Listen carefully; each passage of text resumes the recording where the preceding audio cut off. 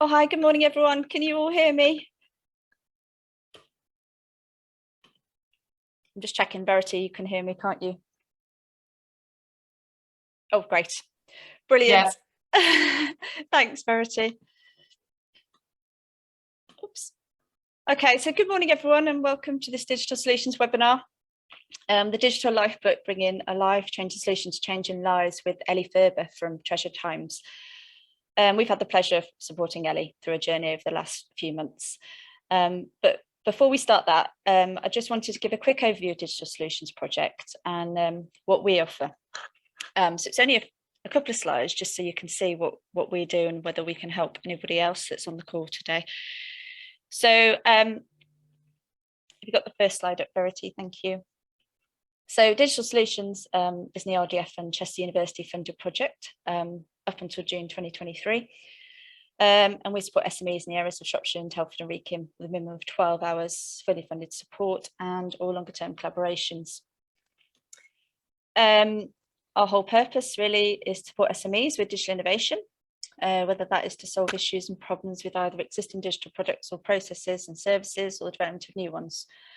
Some examples include identifying suitable platforms and supporting the movement of services online, such as learning courses, developing prototype internal systems such as stock management, or the development of prototype apps for selling products and services.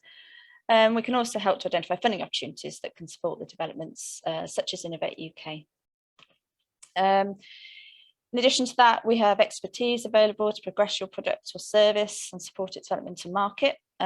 These include looking at new market opportunities, reviewing current digital capabilities, valuations of products and services, and identifying collaborative opportunities. So if anyone listening has an idea or would simply like to discuss how we may be able to help them, please get in touch with us via our website or through our business development managers, Nikki and Sarah. I think Nikki is on the webinar today, so you can contact her in the chat. And any questions, then just please use the chat function and we will respond. Anyway, we're now going to listen to our interview with Elly, which has been recorded, and she will share her inspiring journey in creating a digital health project called the Digital Lifeboat.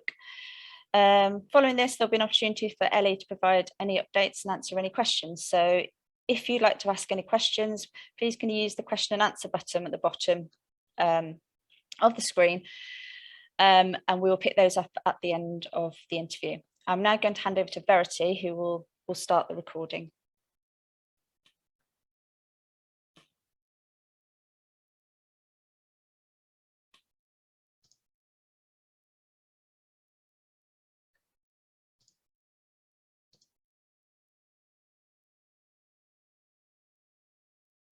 Yeah, my name is Elly Furber. I'm the director of Treasured Times, which is a company that has designed an app to support vulnerable adults, particularly those who have become increasingly isolated during the pandemic. So can you tell me a bit about your background and what you've done previous to establishing Treasured Times? Yeah, so my background is I spent about 25 years working in adult education and health and social care, designing and delivering degree programmes for health and social care. So working with students who were going into placement and experiencing some of the different practices in and around care settings. And also, I think, it's important to sort of explain that my journey is sort of started a lot earlier than that, because I started working part-time in a care home when I was a teenager. I think really from there, I had always had a bit of a vision of trying to do something that could change and improve the quality of life for our ageing population. In other words, something that could support them in looking towards a golden older age, rather than, unfortunately, sometimes in this culture, something that we look to with fear and dread.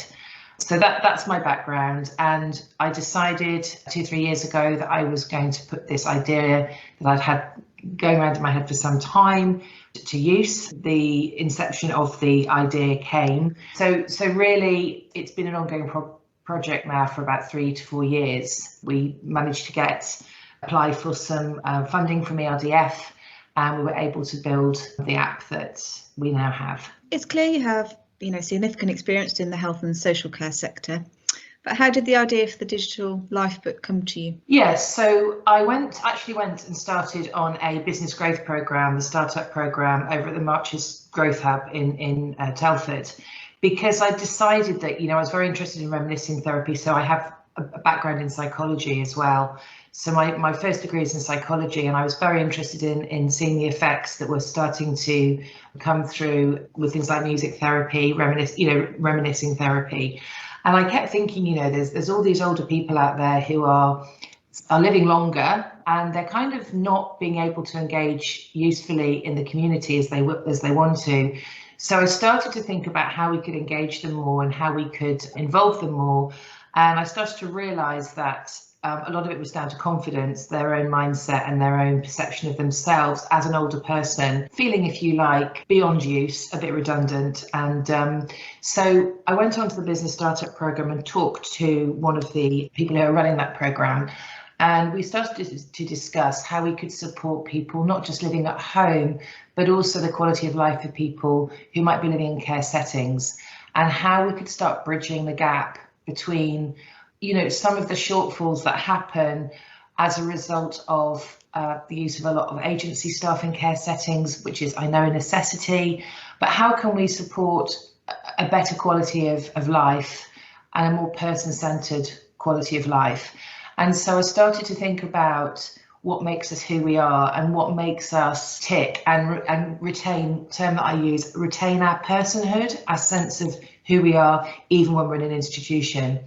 And so that came back down to designing an app that would harness an individual's memories, their photographs, their music, all in one place in a very easy to use format. Also, there was a big focus for me around early onset dementia and the idea that it would be quite nice to be able to have reminders that would come in from family members or from others to support their memory. So it started to sort of formulate, and then I think it probably took about 6 months to a year until we'd actually really got the first sort of viable product. And in fact, because we're trialing now, we're still making tweaks and changes all the time, and different ideas are coming in. So it's kind of something that I think we thought it's not going to be, right, this is it, it's done, it's finished. We hope and we plan that it will evolve and continue to sort of be the most useful tool for the user, but also some comfort to the families, because the way that it works is that all that information, all that content about that person is stored in the cloud. So it's almost a living legacy for when that person does pass on. When you were trying to look at this, what were the first steps trying to develop the concept of the digital lifebook? We won the competition to get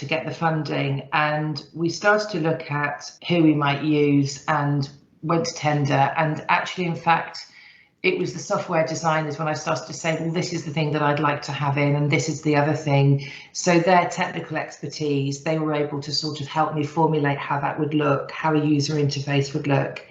And it was very important to me that functionality was, a lot of the work and the time went on ensuring that it was a very simple to use process and innovation. So we have, just 4 basic tiles so that they can be touched. And I think really it was talking to those specialists who have had experience designing things in the field of health and social care as well that helped me. And we started to look at, they would rough out ideas of different screens, send them to me. I said, maybe we can make it look a bit more like this. So it kind of just evolved over a period of about 6 months where we were going backwards and forwards and saying, this is good, we want to change this. So following on from first steps, how were you able to progress the concept through to development stage? As the funding came in, we were able to start paying the software designers. But before that point, I had approached a care provider, and I looked at where care providers were falling short in being able to offer this person-centred experience. I'm not going to use the word care because it's not a medical tool, but it supports carers in creating an environment for vulnerable people and older people who, whose needs are sometimes lost because of communication. So I think it's fair to say that when we picked a particular care provider who in the ratings were getting good across all of their homes, but never kind of getting to outstanding. We went and spoke to them and said, look, you know, this is what we're planning to do. We've got the funding, cost you nothing, but it will allow us to get more user feedback. It will allow us to get more information from you about what you feel would be useful. So that's where we went with it. And as we started to develop, I met, obviously pre-pandemic, I met several times, sometimes several times a month with the family. So we identified families who were very engaged with their loved ones to begin with. And that was important because whilst the vision is that everybody in a care setting and not in a care setting, and particularly people who don't have engaged families, who might be maybe even more lonely and isolated, can have access to this eventually, it was important that with the prototype and the trialling, we had that connection with families who could be responsive, who could give us that information, and who wanted to do that, so that we could get the first iteration. And actually, going backwards and forwards, we took the first iteration and we hadn't finished another part of it. And it was very useful to work like that, because straight away, when we handed it to the first service user, who she was living with dementia and also Parkinson's, and so that was quite challenging. But we wanted to use somebody who we wanted to see how easy it would be to use. And with an individual like that, it was important to have her husband there or a carer there with her. It was really very emotional because she had become quite unresponsive. She'd lost all her speech. But when the photographs came on, with the captions underneath, so we deliberately got something like, you know, this is Judy in Barmouth in 1960 underneath, because the dementia was affecting her memory, obviously. So when the photos came on and her music was playing in the background, obviously that was evoking a sense of well-being, a good sense of well-being anyway. So even though she couldn't speak, she was able to move her hand and swipe through the photographs. And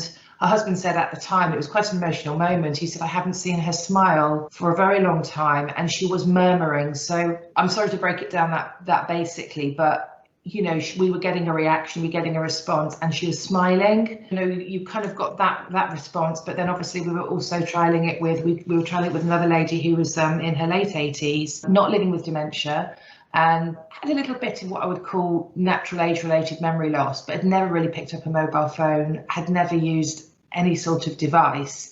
And I think we did time that within 7 minutes, she was using all the functions, because it was just, we've designed it so that you can press something 100 times and it just won't go wrong. So in terms of how it became the version of it today, it's through that feedback from the families and through that support, really. It sounds like such a rewarding project that you've developed. Have you got any advice you'd like to give anyone trying to get their concept for a digital tool developed? Yeah, I think the two most important pieces of advice is there is a lot of support out there and guidance. It's time consuming. You have got to be, I think the word I'd use is tenacity. You've got to have grit, because you can believe in something, and I think you have to be passionate about it. I think if you're thinking of doing something just to make money, it isn't going to work, because there are so many bumps along the way. There are so many challenges and obstacles that unless it's something you feel passionate about, you are going to say, you know what, I think I'm going to try something else, because it can be a long process. But my best piece of advice would be, when you get the opportunity, I used to hate the idea of networking. When I was working in education, I used to get sent on these conferences and I used to have to stand in a bar afterwards and network. I hated it. I don't know why, I just didn't like it. It felt very false.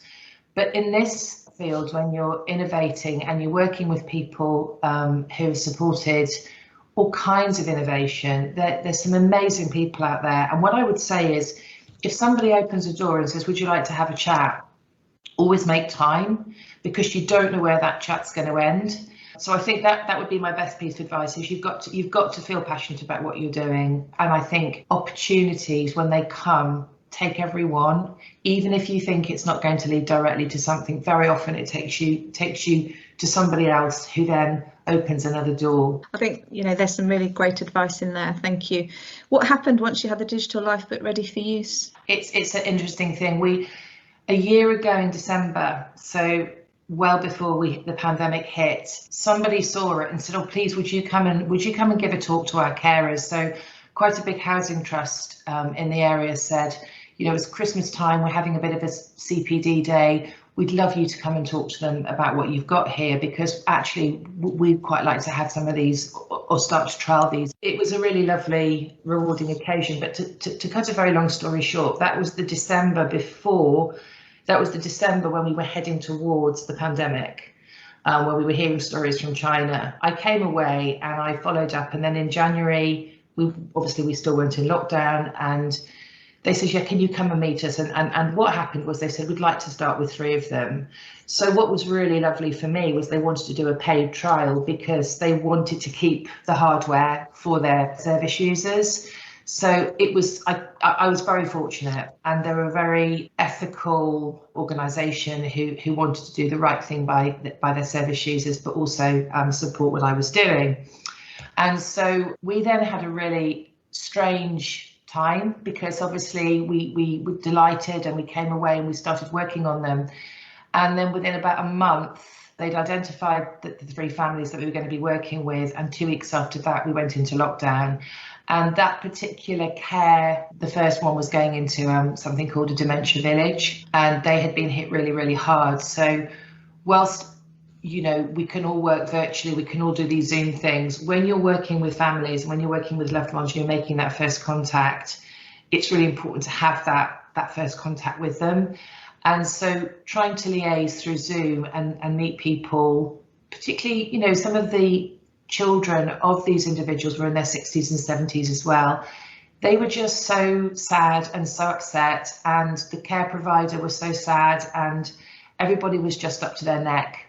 So we decided to write to them and say, look, we're not going anywhere, but you tell us when this is going to be good for you, because the reality is that this could be really helpful. We don't know how long the pandemic's going on. It could really help to reduce this awful isolation that people are starting to experience. But we don't want to put any more pressure on you than is already there. I can only imagine what it must have been like in those early weeks and months in care homes.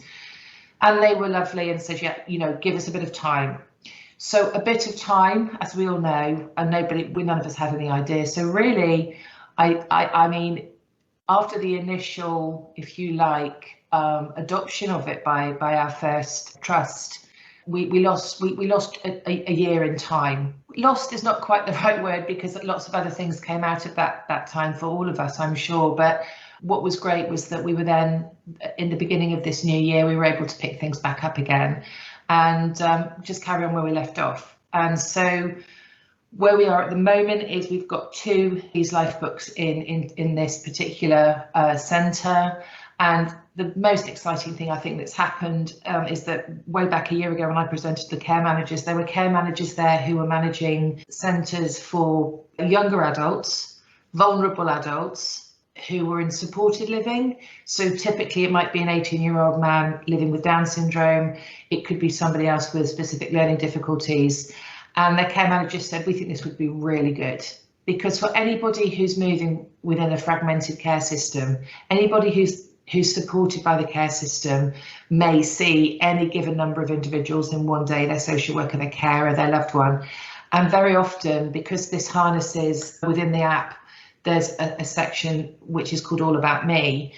When they perhaps meet the next agency worker or the next carer, they can just put their finger on the tile and it will say, this young man, Adam, he doesn't like to sit in the windows. He particularly likes to make sure that he can see the door when you're with him, otherwise he can get into a panic. So they saw that potential. So what's really quite interesting and what's exciting now is that within that care trust, we're putting the next 2 books, the next 2 digital life books into supported living area for vulnerable adults.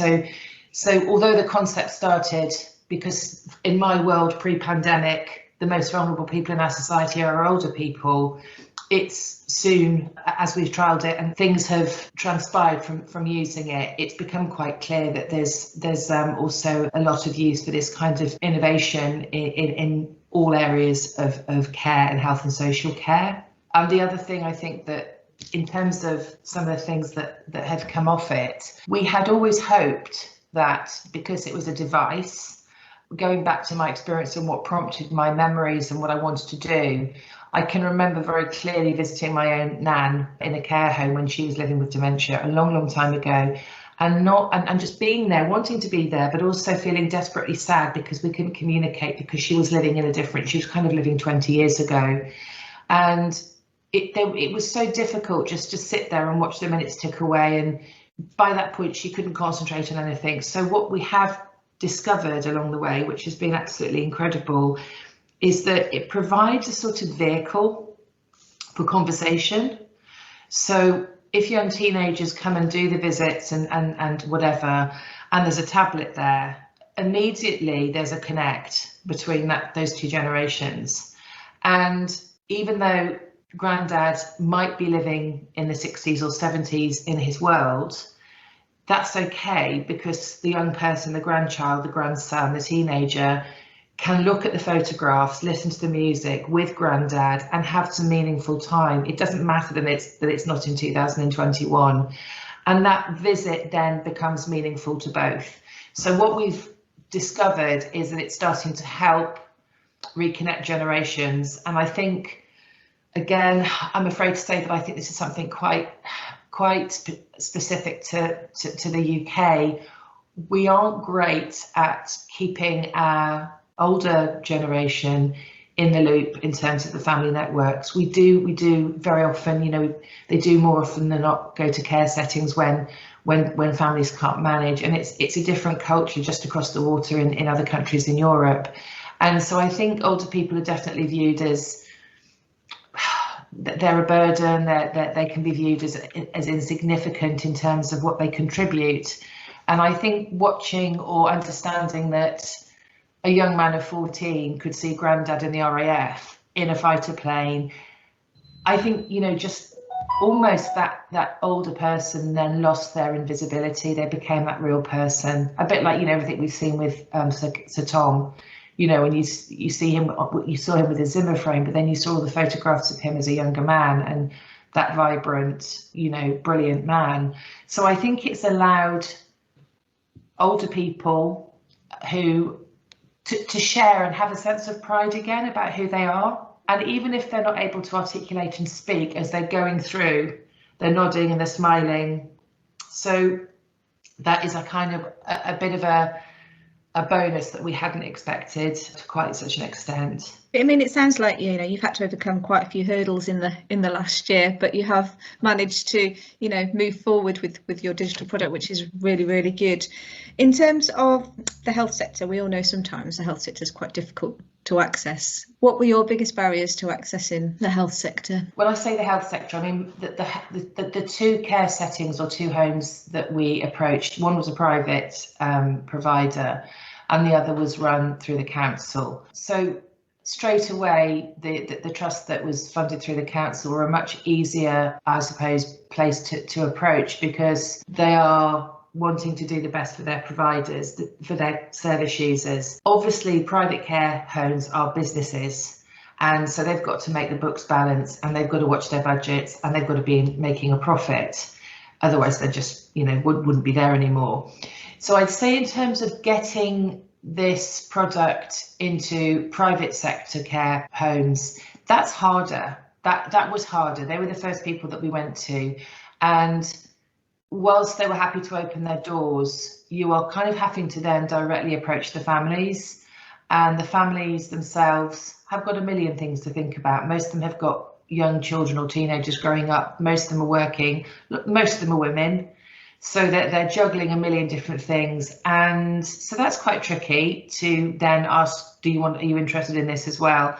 But when we went to the Housing Trust, that was a different thing altogether, because they are looking to, you know, to do things for the greater good, I suppose. It's a different ethical practice, different working practice. But in terms of actually accessing the health sector, what I would say is that originally we really liked the idea of maybe being able to have some sort of medical information that could be stored on there, so that when somebody, a typical example might be, you know, Doris has a fall in the care home, breaks her leg, goes off to the hospital, and stays on a trolley or in the corridor for 2 or 3 hours because they're trying to access who she is, where she's come from, what her meds are.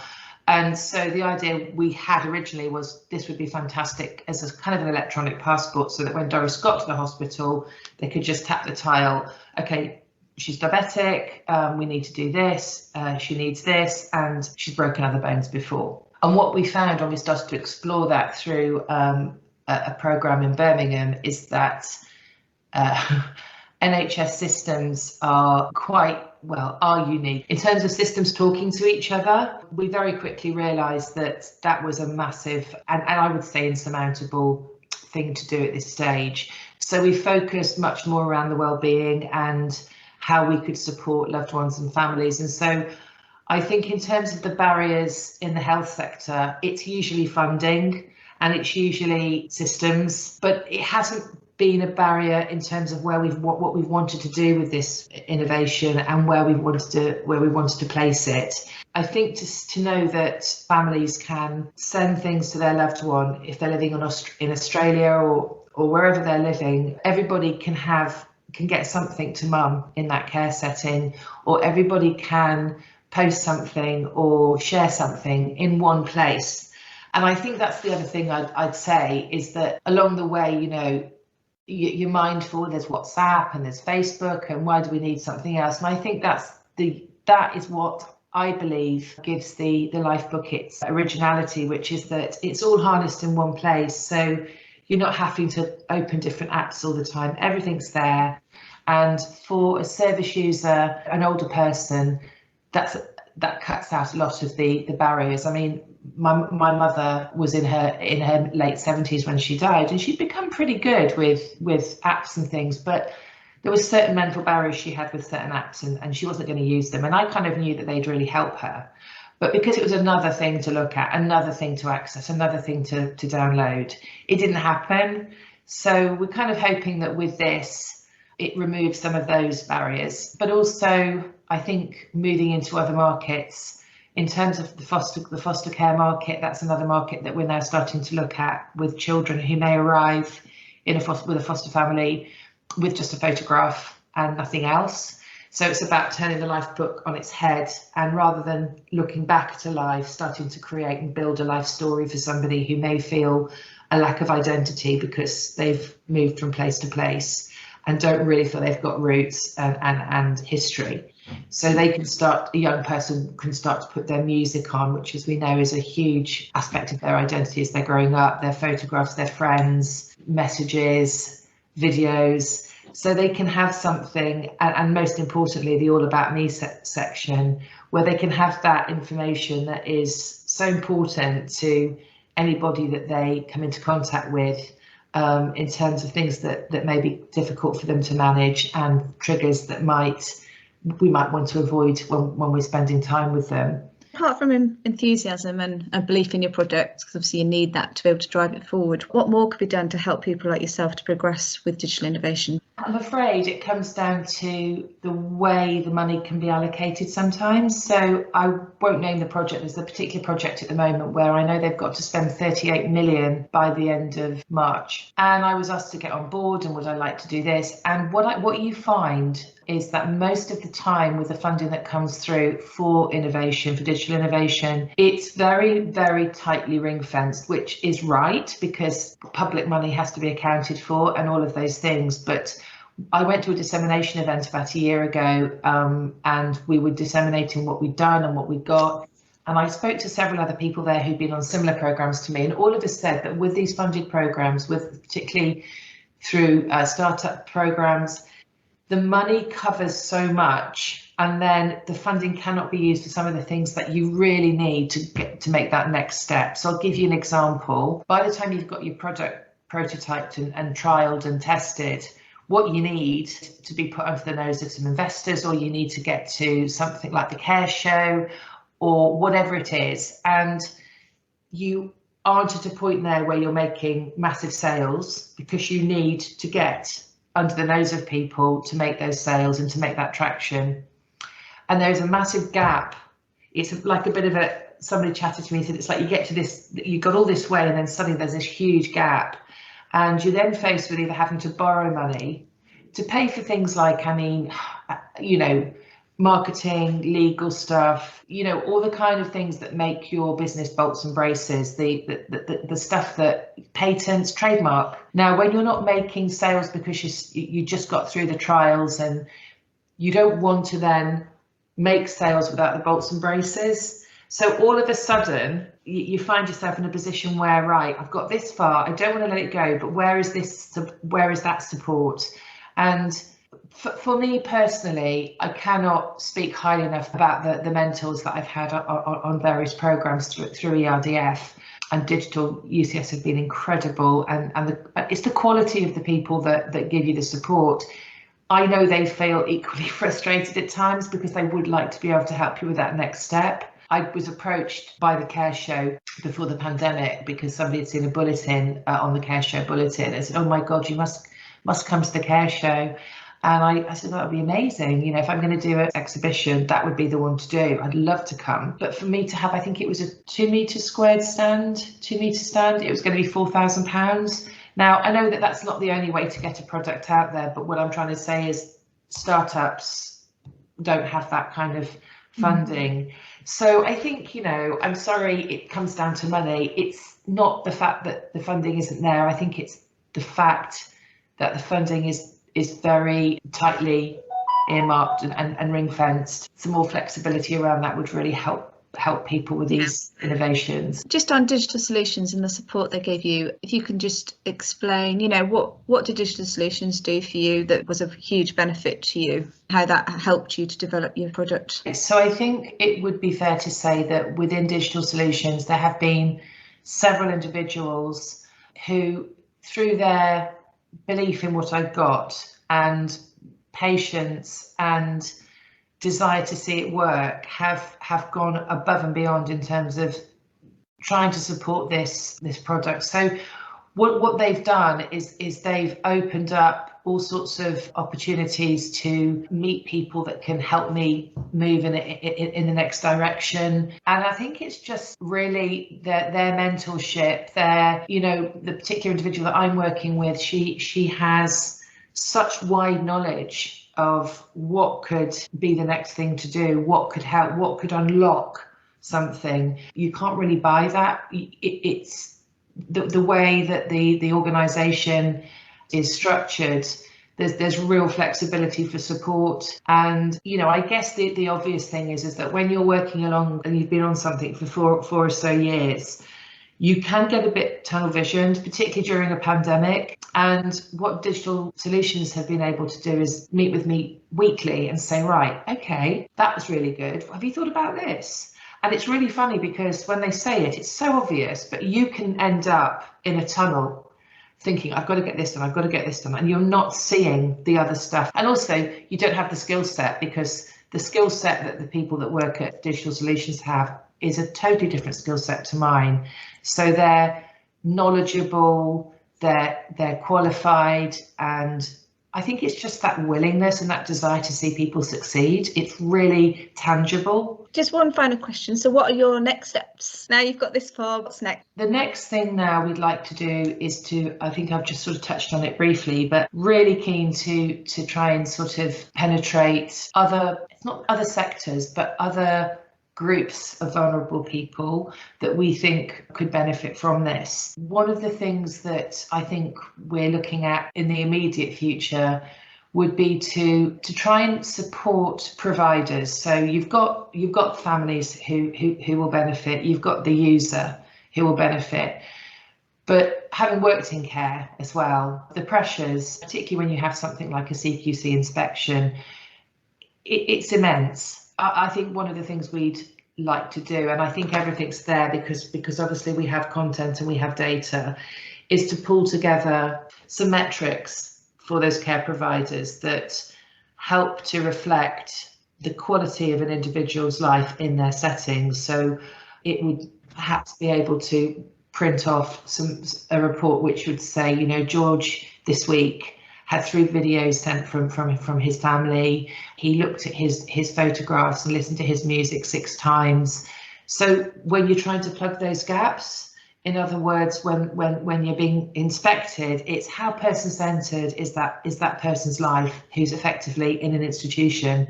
How are you helping them to maintain who they are? And so I think it would be really nice to offer that sort of service, that sort of support. The other thing that we're now doing, and it's quite exciting, is we've now engaged with some academic research, so that there is lots and lots of research out there that supports the benefits of reminiscing therapy, whether it be music, memory walks, memory drives, photographs. And I think we all know the benefits of reminiscing. I think a lot of us have done a lot of reminiscing during the pandemic, because when I think about the year I've spent talking to my sister who lives abroad, when you're not doing anything new every day, you're looking back and you're finding comfort from that. So it's a given that reminiscing is beneficial. What we want to do now is to, I suppose it's like a proof of concept. We would now like to be able to say this particular platform, having all of this harnessed in one place for the families, for the individuals, for the care setting, this particular platform improves an individual's quality of life and sense of well-being. So we're starting to engage with an academic at Chester who's going to support us in that work. Thanks, Elly. It's really interesting how your product has sort of developed, and how you over the last year you've had quite a few hurdles to jump over. Like I said, you believe in it and you've pushed it forward, and hopefully now you'll reap the rewards of that. Just as a final thing, if people are interested in the digital lifeboat, want to find out further about the product, what's the best thing for them to do? Probably to go to the website. All our contact details are in there. There's an inquiry form on there. So treasuredtimes.co.uk. Obviously, there is also, I think at the moment, still a bulletin on the care show, online care show, but probably the website, I would say. Okay, brilliant. I'd just like to say thank you so much, Elly, for your time.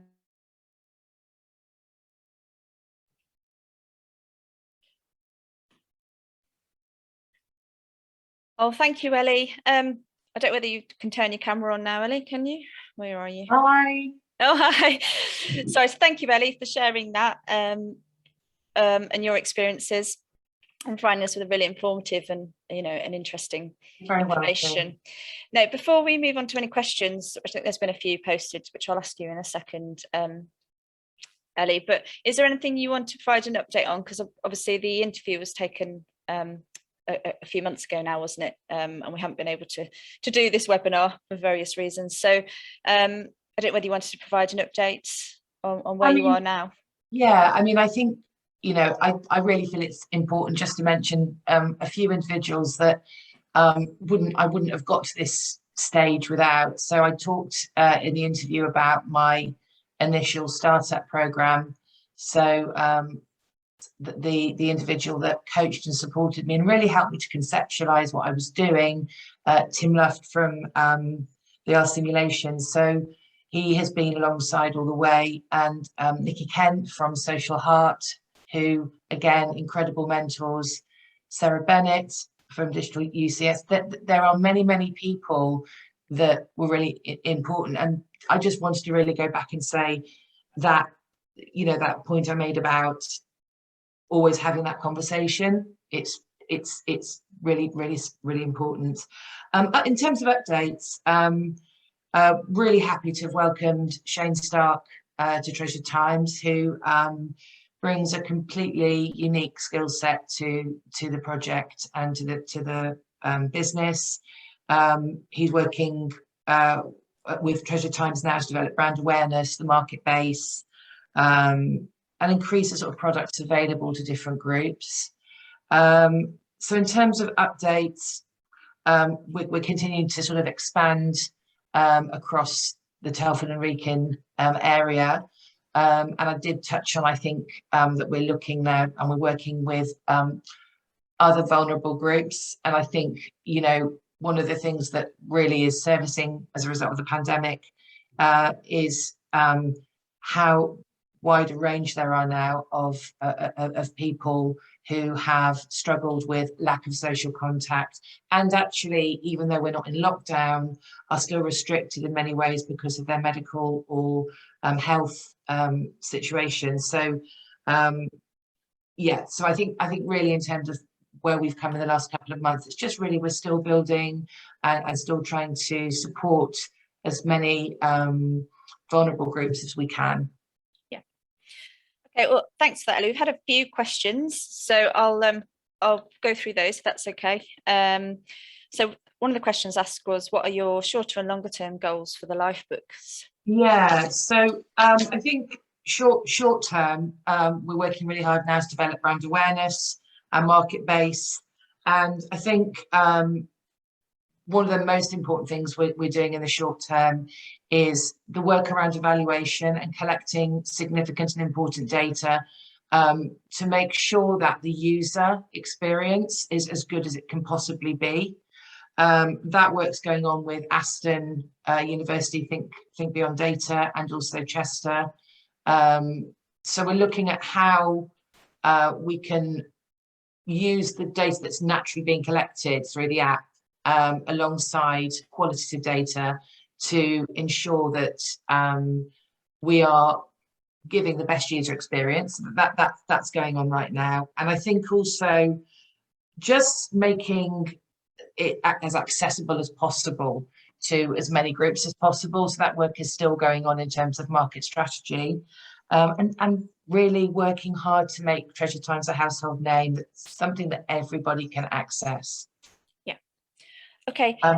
Oh, sorry. Did you ask me about long term as well? Yeah. So yeah, shorter and long term. Yeah. So working with different organisations, particularly now, the long-term plan is to integrate systems across the care sector, which is a lot of work going on at the moment within the NHS, you know, within digitisation and integrating systems. Longer term as well, we've been approached by DIT, Department for International Trade. They have a project that was co-developed between National Museums Liverpool and British Council in Singapore, which is focused around reminiscence, but more to do with artifacts in Singapore. So what they're interested in now is us working alongside them to expand and broaden the work that they're doing, and most importantly, continue with research and development. Again, it's all about that user experience. And one of the questions I did see pop up, which was really interesting. So when I started this journey in 2017, even in those 4 years, the gap now with our senior generation, our older generation, and the barriers with technology, it's a really important question somebody put up there. How did we find that? And it has always been a concern, because, you know, my own father, who's 80, has been a whiz on phones and devices for years. Another relative of mine who's only 70 actually doesn't pick one up. So there's not only is the gap closing, but there's still a broad range of skill sets within our older generation. So it's also making sure that continuing to streamline the functionality and making sure that as people come on board with, you know, in 5 years' time, it'll be another picture again in terms of the numbers of seniors that are using digital products. So it's making sure that we keep on abreast with that, and we work and keep current. Yeah.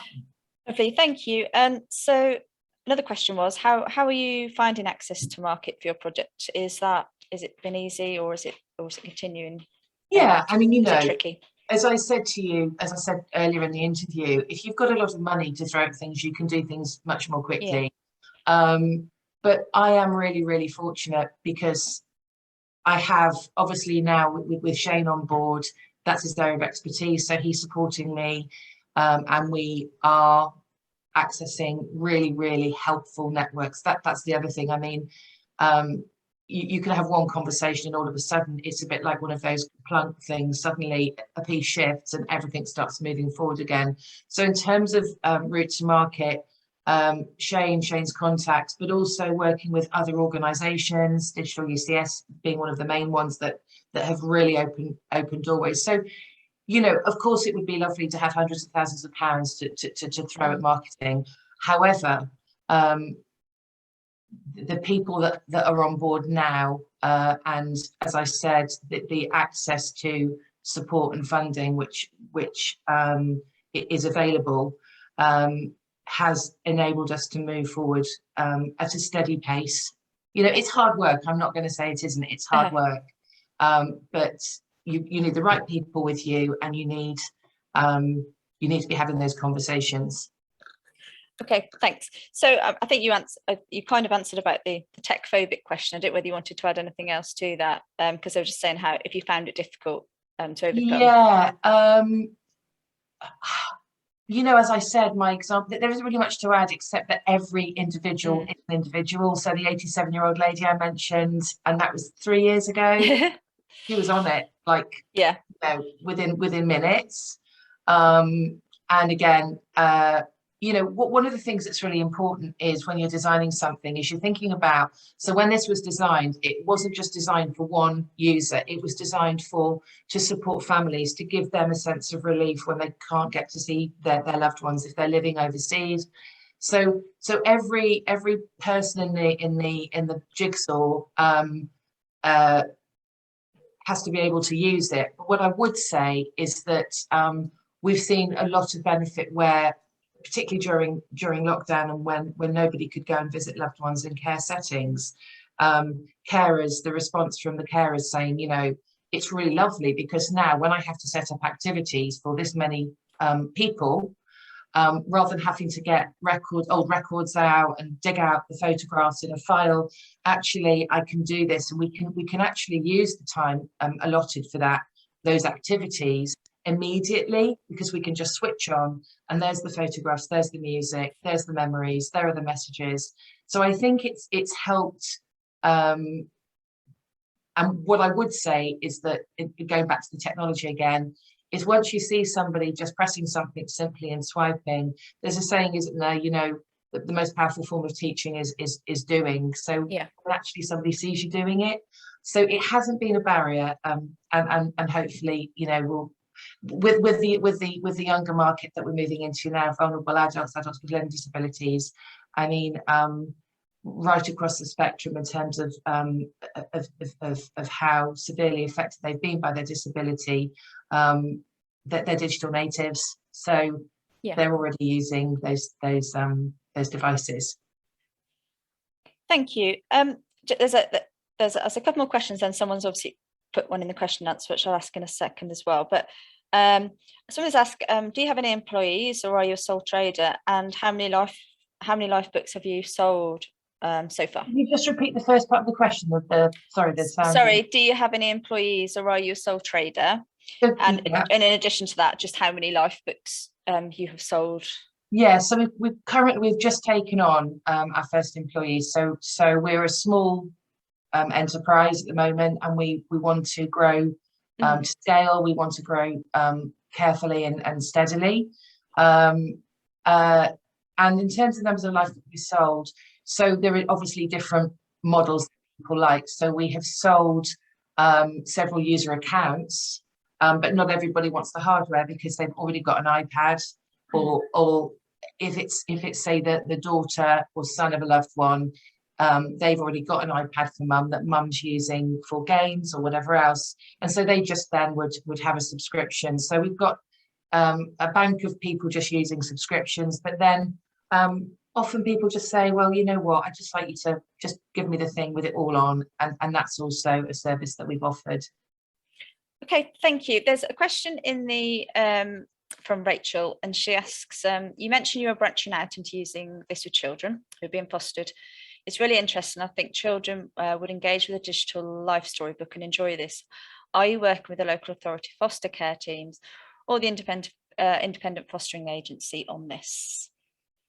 Right, thank you for that question, because I just wanted to expand a little bit on that. So this came through working again with Tim Luft, who there is a particular agency that supports foster families. So it's kind of like a hub, and it's a place where they go for support when things are challenging or they need answers to things. And one of the things we realized is that the concept that the digital life book is built on is looking back, reminiscing and feeling comfort and support and a better sense of well-being, because you're able to engage in happy times and provide relief for families who, as we said before, families, for carers and for the individual. What struck us when we started to talk with the agency was that many foster children and young people arrive in with their foster carers with very little. So they'll have a very fragmented picture of their early life. They, as we all do, they've probably tried to join up the dots and that kind of thing. And what we realized very quickly is that the lifeboat could be turned on its head. And so with our older client base, they have got this full life that they're looking back on and that they're reminiscing, and the photographs, and also the currency of, you know, their wishes, what they've always liked in their life and what they want to have in their life still, because that's who they are. And for a foster young person or a foster child, it's actually turning on its head and allowing them to create their life story. So as Rachel quite rightly said, you know, young people, it's having something that says, this is me, and allowing them, where there may have been gaps and not the things that everybody has growing up, you know, this is what I identify with, this is my music, this is what helps me to be who I am, these are the people that are in my life that make me happy. So photographs of people that they're with. So it's about allowing them to build their self-esteem and feel that they have got their own life story that they can have to support their sense of well-being as well.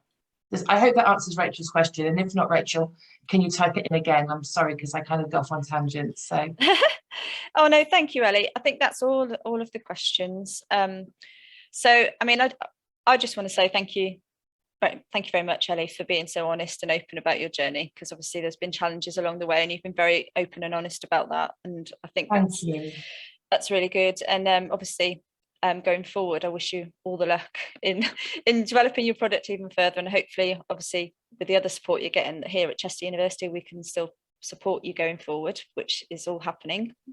Thank you. Obviously, if anybody has any questions or further, I presume, Elly, you're quite happy for people to contact you directly. Really happy. I'll put my email in there at the bottom now. Yeah, if you put that in the chat, and if people want to approach you, I'll put that in the send you chat an email. now. Yeah, I mean, I think I would just like to say to Digital Solutions that they have been absolutely incredible.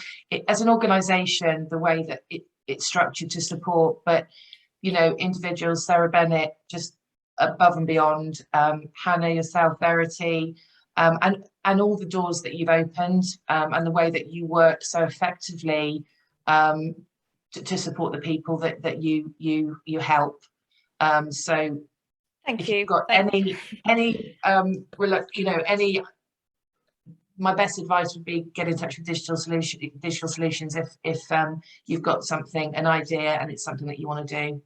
Well, thank you, Elly. And as I think our details are also going to be in the chat. And I think, as I said earlier, our website, Verity's got all of those details. So we'll put all of that information in the chat of how to make contact with us.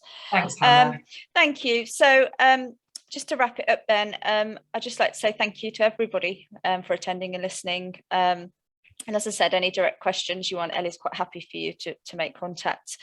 So before we end, I just wanted to share our next event. We've got our DING events, which I think Verity is going to just to share. We've got our next DING on the 6th of October. So please register for that via Eventbrite the normal way. That will take place then. So anybody who normally attends or hasn't attended, please come along to that. And really, I'd just like to finish and say thank you again, Elly, and thank you everybody for attending. And we'll hopefully see you at DING. Otherwise, Elly will be meeting up, I'm sure, with you in going forward. So thank you ever so much, and I wish you all the luck. Thank you, everybody, for joining. Thank you, everybody. Bye-bye. Bye-bye. Bye.